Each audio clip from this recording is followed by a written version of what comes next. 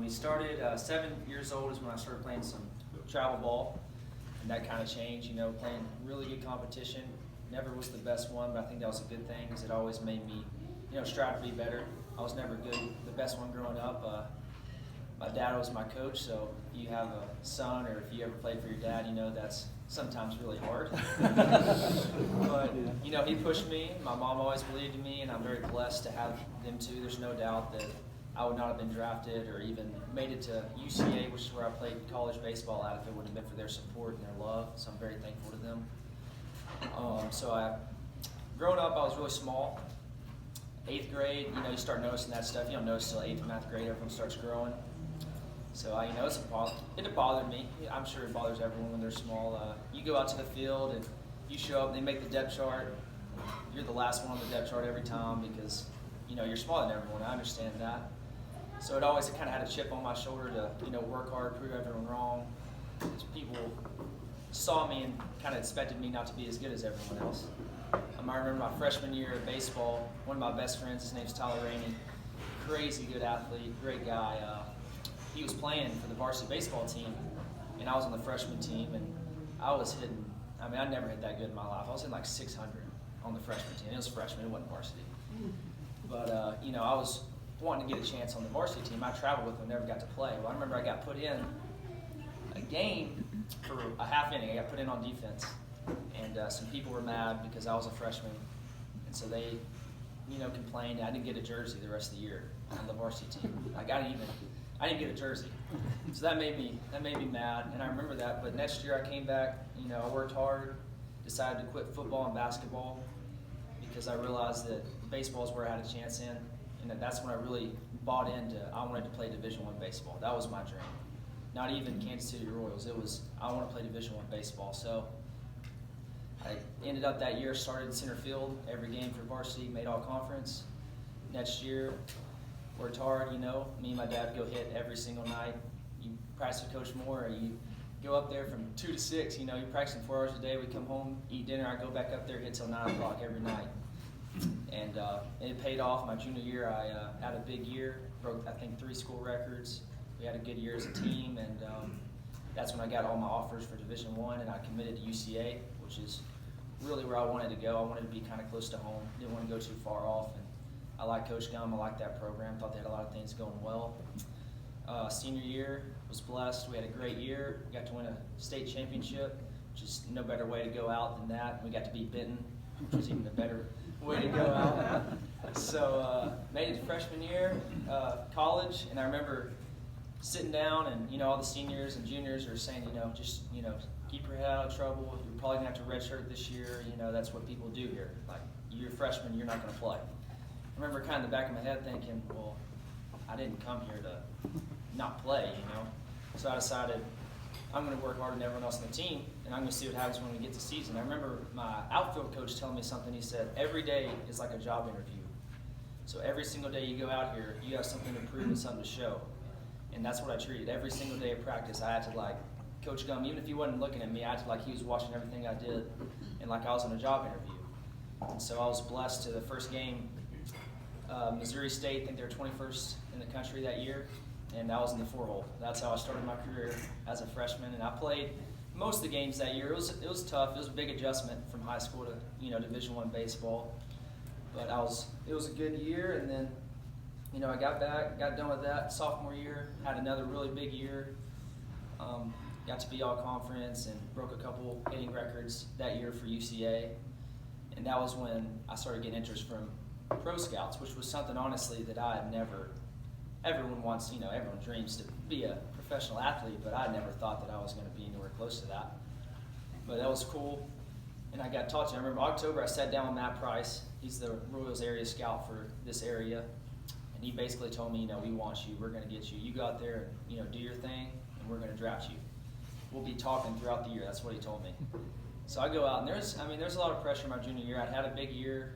Scouts were there watching me. I never really had. Most of the time it's me trying to prove to people I was good enough, but now it was almost I had to prove that I was as good as people were saying I was, which was a different kind of challenge. So I started off the year kind of rough, I think like 1 for 15 or something, I was struggling. Coming off a year where I didn't have hardly a game where I didn't have 2 hits. So it was a struggle, but so he didn't talk to me. No scouts talked to me the whole year. So I played the whole year, ended up doing good, got my numbers, all that back up. We had a good year, and I finished with just as good or better numbers as I did my sophomore year. And I'm thinking my buddy William Hancock and Tyler Gray were at UCA with me, and they both got drafted too. But they had 3 or 4 scouts talking to them, talking money, what's it going to take to get you drafted? And I'm just sitting there, there ain't no one talking to me. So I'm thinking, I guess it's not going to happen, whatever. So I work for my dad this summer. I'm at his office, and, interning or whatever, and shuffling papers. First day of the draft comes by, we're kind of following it, nothing happens, no one calls me. Second day of the draft, no one calls me, and so I'm like, okay, well, I'm not getting drafted. That's the bottom line. So I'm in third day. I'm in there just working, and I hear my mom scream. She said, Hunter just got drafted. And I'm like, she talking? I didn't get drafted. She comes in there, I remember Dad said the same thing. He's like, what are you talking about? She's like, well, it says right here, and about that time I got a phone call. It was Matt Price, and he said, Hunter, congratulations. You're a Kansas City Royal now. And I couldn't feel anything in my body. I was in shock. I was like, thank you so much. And we didn't even say anything, so I hung up. And then later that day, we talked, got our money, all that situated, talked about it. And he said, well, we're flying out tomorrow to Arizona. I said, all right. So I flew out to Arizona, was there for 2 weeks, I think, getting all the contracts and stuff signed, physical, stuff like that. And then I played 3 games in Arizona. And they moved me to Burlington, North Carolina, which was another rookie team, and played for 2 weeks there. Just started getting comfortable, fitting in with the guys. My dad actually came out to see me, and then that day on our off day, they called me and said, you're leaving at 3 a.m., you're going to Helena, Montana to meet up with the Idaho Falls team. And I finished in Idaho Falls the last, I think, 2 months there. So that's where I finished up, and the first month was tough. It was a big adjustment, just like kind of freshman year of college, Everyone's throwing 98. I hadn't seen a lot of 98s. It's all 101. So, that's a big jump. But I figured it out once I got to Idaho and started doing a lot better and had a good time. And so I'm glad to be back home, though. Miss my family, miss my friends, and I'm taking classes right now and working out up at UCA. So that is my story. If y'all have any questions, feel free to ask. What will next season look like? When does it start? So I'll report. Actually, I go January 20th to 27th. I go to Kansas City, and it's like an orientation thing and like some festivities. I'm not sure at all. It's all most of the newly drafted guys. And then I report March 1st for spring training in Arizona, Surprise, Arizona. And then I'm there for a month. And that'll be cool because all the big league guys, everyone will be there, And then after that, I don't know. That's when they send you out to each affiliate is from Arizona, everyone in the organization. So the big league guys will go to Kansas City, Omaha is AAA, AA is Northwest Arkansas, and then so hopefully I'll go to Lexington, which is their single A team. So that's what I'm gonna strive for. So that's what we'll see what happens for that. You're a center fielder, you say? I actually at UC. Well, I played outfield growing up, all in high school, and I was center fielder in Sheridan. Got to UCA, we had 3 senior outfielders, but I could hit a little bit, so Coach Gunn moved me to first, which allowed me to get to play. So I played first my freshman and sophomore year at UCA. Last year, as a junior, I moved to left field, back to outfield, and with the Royals, I played center, right, and left. So I'm back to the outfield. It's kind of a merry-go-round of positions right there. But yeah. Your daddy was that little guy too. He when he was in 8th grade, 9th grade too, and he grew up too. So Yeah, that's what he he told had me. that chip on his shoulder Yeah, too. it was good. Oh yeah, go ahead. Breaking the records you broke at Sheridan, who previously didn't win on a couple of those records? I didn't break the one. He broke the stolen bases record. I didn't quite have his speed. I wasn't the athletic guy. I was the work hard, got some skill guy. So I broke the batting average in a season, hits in a season, and on base percentage in a season. And I think he ended up breaking like the all-time career hits. But his was stolen bases in a row, I believe. And I didn't steal any bases. So You don't have to when you hit doubles, right? Yeah, sometimes, but so I don't know who previously held the record though. That's a good question. They didn't tell me. I didn't even know they kept records. I remember Coach Moore. We always had a thing at the end of the year, like a banquet kind of like this for the team. He gives out team awards, like best teammate, stuff like that, and he gives out the all conference and all states and all that. And when he came up and mentioned that, I was just like, oh, that's pretty cool. I didn't even know. I had no idea. So I don't know who held the previous records. Well, one thing I'll say about records that he hadn't said is Hunter never keeps up with numbers during a season because it's a pitfall that we kind of fell into sophomore year. Yeah, so my sophomore year is my first year of varsity. And when you're playing tournament ball and you're a kid, you don't think about what your average is. It's not a big deal. You just go out there and have fun. Well, when you're starting to play for a position and stuff, you start saying, what's that guy hitting? Am I hitting better? Should I be ahead of him? And I remember every night, me and my dad, we'd go up there hitting, and we're like, well, you went 1 for 4 tonight, so your average is down. And I mean, it was a lot of stress. You're worried about every at bat. You realize what's your average. So one thing, we made some goals before my junior year when I had my big year. But I told him, I said, as soon as the season starts, I'm not looking at what I'm hitting. I don't care if I've gone 10 for my last 10. I don't care if I've gone over my last 20. I don't care what my average is, what anything. I'm not looking till the end of the season. And I think that's a big reason why I did better, just because you can't worry about stuff like that. So much of it is out of your control, I just had the mentality to go up there every at bat and just do the best I could each at bat, and as soon as I bat, it's over. Just go to the next one. So that was a big adjustment, just my sophomore year of high school to moving on. So watching you play in Sheridan, Hunter, and seeing you grow up brought a lot of pride to the town, and I've enjoyed in the sports section all year long, flipping back there and seeing how you're doing. So I kept up with your numbers. You may not have. You were climbing too. If they had extended the season, I bet you would have went on up over 3. So good job. Yes, sir. I appreciate that. Thank you very much. Enjoy. Yes, ma'am. What was the thing about the pros that surprised you the most?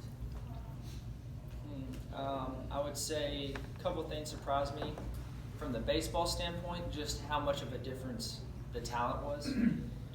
At D1, there's a lot of good talent there, but it's still a big jump, and I felt like I was pretty confident. I got up there and there's still a big level, there's always someone better than you. So it's always good to see that. From like the living standpoint, I would say how much you're on the road. You live out of a hotel, you're 10 hours one night, 10 hours the next, playing every single day. That's a little different. The people, there's Dominican Republican, there's Mexican, there's Japanese. We had a Korean guy, and there's some language barriers. So that was different for me playing with teammates that you can't communicate with, because that's the thing I love about baseball is being a teammate and having friends, and having each other's back. Well, that's a little harder when that guy doesn't know what I'm saying and he doesn't know what I'm saying to him. So that was a big adjustment too. But I made a lot of friends in that, so that was cool. It was cool getting to meet different cultures and stuff like that. How did you handle the language gap? Well, luckily, most of the teams had at least one guy that could speak both. So they kind of helped it. And, you get around someone enough. We're there every day. We practice 3 or 4 hours a day and then play 3 or 4 hours a day. So you kind of get to, at least I understood a little bit more and they were getting better. They could usually understand what I was saying, but they couldn't really speak back to to me. So you just kind of get used to it, kind of know what each other wants and stuff. But still, definitely a challenge. Have you found a favorite stadium that you got to play at yet, or? Yeah, Idaho Falls, their stadium was extremely nice. Like one of the nicest when we played it, and I was surprised by how nice it was. And I'll say, when I was in Burlington, we played at Pulaski. I don't know which state that was in. Virginia? I think. Tennessee. Is it Tennessee? I don't know. Pulaski somewhere. And that was the Yankees, so their stadium was really nice. And they're about to add on to it even more. And that was probably one of the nicest places I've ever played at. So I'd say that place was really cool too. And that was the game, their starter threw 101 at that stadium. So yeah, that was cool. That was cool to see that. Did you hit him? I got a hit my first at bat. He threw a curveball. He threw 2 fastballs. I didn't even swing. Couldn't see the ball. Threw a curveball. I got a hit. I was like, that wasn't very smart.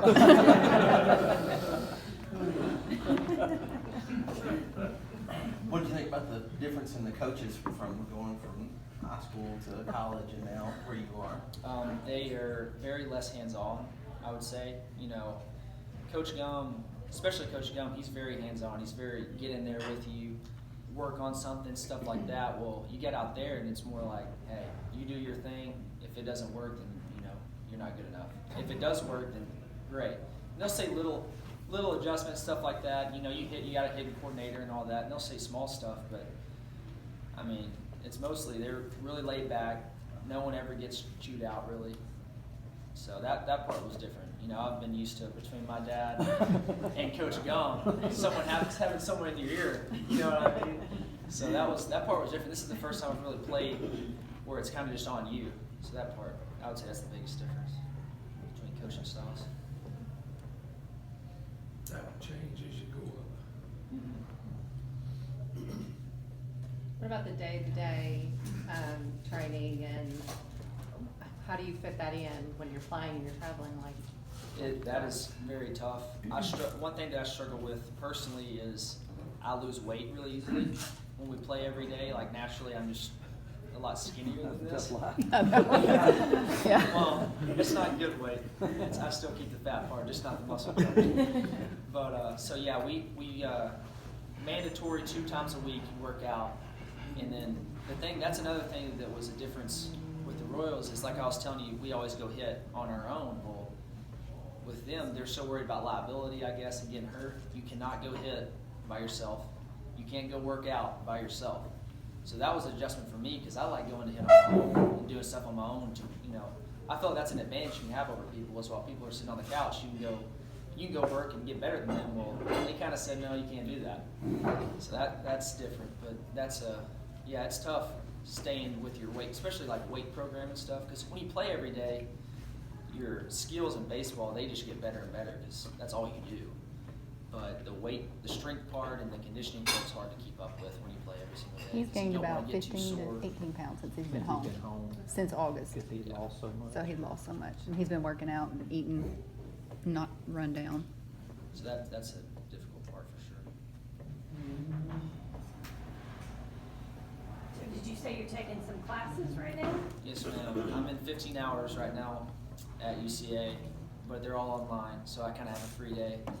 So I'm working out. We're living together in an apartment. The guy that got drafted as well, so we're keeping each other accountable, working out, and I'm doing some hitting lessons up in Conway too to try and have some money to live off of. So you're trying to finish your degree? Is that what you're doing? Yes, ma'am. Absolutely.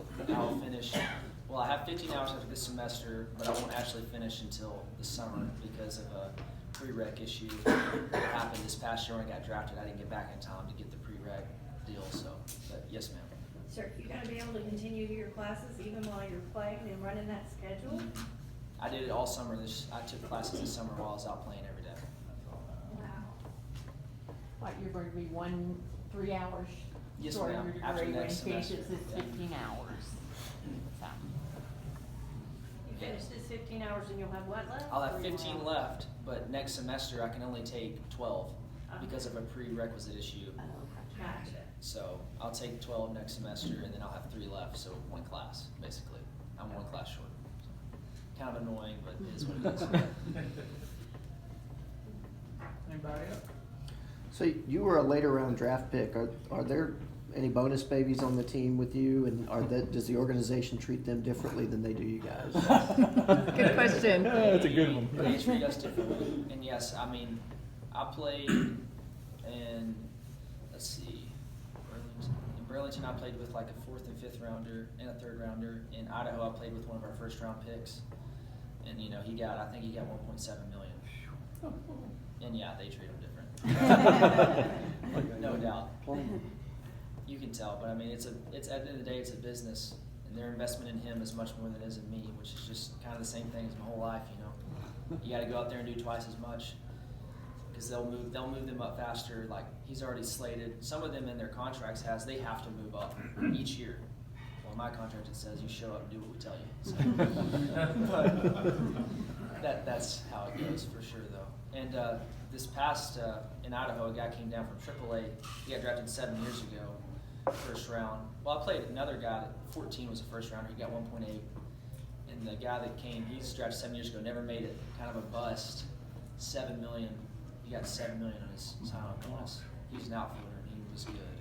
His name's Bubba Starling, I think is his name. Good guy though. But yeah, they treat him different. You can just tell. It's just part of it.